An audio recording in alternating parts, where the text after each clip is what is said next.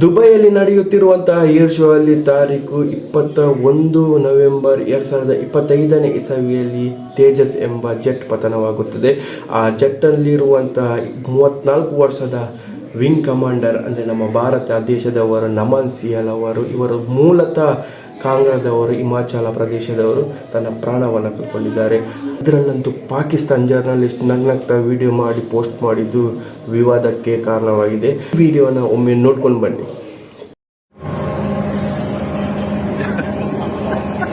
अल्लाह की तरफ से गिर अल्लाह ने देखो आज मैं भेज रहा था. नाजरीन, ये तेजा गिर गया है. ब्रेकिंग न्यूज, ये तेजा जहाज इंडिया का ये फ्लाई कर रहा था और आते गिर गया, जिसका कल तेल गिर रहा था. कुछ ना वीडियो बनाया ना बना रहे. नाजरीन, ये तेजा जहाज जो कि अभी दुबई एयर शो में चल रहा था, ये देखिए इसकी ये नीचे गिर गया. इस साइड में नहीं गिरा, शुक्र है. ये तो आप कर भाई अब सही तो बच गए.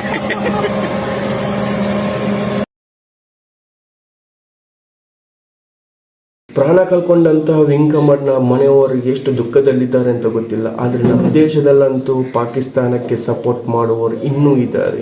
ಇಂಥವ್ರಿಗೆ ಏನು ಹೇಳ್ಬೇಕಂತ ನೀವೇ ಹೇಳಿ ಕಮೆಂಟ್ ಮೂಲಕ.